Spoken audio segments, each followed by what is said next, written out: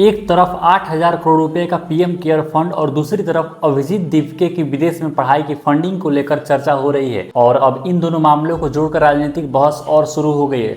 सवाल सिर्फ ये नहीं है कि पीएम केयर फंड में कितना पैसा है, सवाल यह है कि इतना पैसा कहां से आया और कहां रखा गया और कितना खर्च हुआ और जनता को इसकी कितनी जानकारी मिलती है और ये फंड लोगों की सहायता के लिए यूज क्यों नहीं हो रहा है। और इसी बीच अभिजीत दीपके से जुड़ा फंडिंग कंट्रोवर्सी का मामला सामने आया है। तो क्या है आखिर पूरा मामला, वीडियो में पीएम केयर फंड से जुड़े विवाद को आइए देखते हैं एक एक करके। सबसे पहले बात करते हैं पीएम केयर फंड की। पीएम केयर यानी prime minister citizen assistant and relief in emergency situation fund, इसे मार्च 2020 में कोरोना महामारी के दौरान बनाया गया था। इसका उद्देश्य इमरजेंसी सिचुएशन, डिजास्टर और पब्लिक हेल्थ संकट के समय सहायता के लिए इस पैसा को यूज किया जाएगा। और अब 2024-25 के आंकड़ों ने एक बार फिर इस फंड की चर्चा में ला दिया है। लेकिन 8,452 करोड़ रुपए में सिर्फ 87 लाख ही रुपया खर्चा हुआ है। यही आंकड़ा अब सबसे ज्यादा चर्चा में है कि आखिर यह पैसा खर्च क्यों नहीं किया जा रहा है। लोगों की सहायता के लिए इस पैसे को क्यों नहीं खर्च किया जा रहा है। जैसे असम बाढ़ पीड़ितों के लिए 93% पैसा एफडी में है।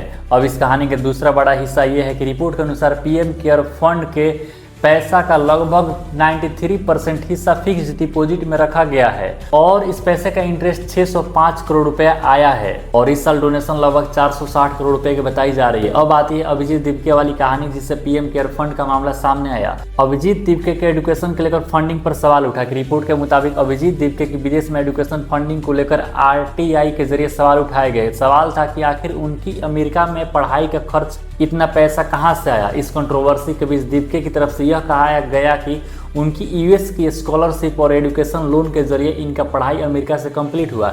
लेकिन यह विवाद खत्म नहीं हुआ। फिर पीएम केयर फंड का मुद्दा क्यों आया। अभिजीत दीपके से जुड़े फंडिंग सवालों के बाद उनकी पार्टी की तरफ से काउंटर क्वेश्चन उठाया गया कि पीएम केयर में हजारों करोड़ रुपए कैसे आए और इनका इस्तेमाल क्यों नहीं हो रहा है लोगों के लिए और उनकी सहायता के लिए। और उसके बाद से ओपोजिशन पार्टी भी सवाल उठाने लगी। विपक्षी पार्टी का सीधा सवाल है, जब पीएम केयर फंड में हजारों करोड़ रुपए मौजूद है तो इस पैसों को इमरजेंसी फंड में क्यों नहीं यूज किया जा रहा है। क्या यह जनता को डिटेल्स मिलनी चाहिए। पैसा को किन प्रोजेक्ट में लगाया गया, किन एजेंसी को दिया गया, कितना पैसा इस्तेमाल हुआ, कितना पैसा वापस आया और फ्यूचर में पैसे को कैसे इस्तेमाल होगा। यही ट्रांसपेरेंसी की बहस हो रही है। लेकिन सरकार का पक्ष भी समझिए, यहाँ सिर्फ ऑपोजिशन का सवाल सुनकर कंक्लूजन निकालना सही नहीं होगा। पीएम केयर को इमरजेंसी रिस्पांस के लिए बनाया गया है। अगर किसी फाइनेंशियल ईयर में बड़ी इमरजेंसी नहीं आती तो फंड को रिजर्व रखना फाइनेंशियल प्लानिंग का हिस्सा भी हो सकता है।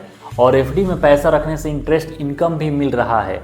लेकिन इस पैसे को लेकर विपक्ष और कांग्रेस पार्टी के लोग सवाल कर रहे हैं कि पैसा खर्च क्यों नहीं हुआ।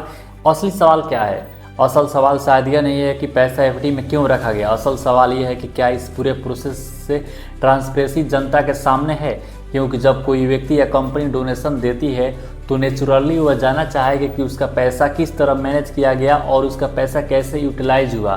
तो दोस्तों, जनता सिर्फ यही सवाल कर रही है कि पीएम केयर फंड में 8,000 करोड़ से रुपया अधिक है तो इस पैसे को गरीबों के लिए क्यों नहीं यूज किया जा रहा है या किसी बड़े संकट के लिए क्यों नहीं यूज किया जा रहा है। इस पैसा को ऐसे ही क्यों रखा गया है। मात्र इस पैसा में 87 लाख रुपया ही खर्चा हुआ है।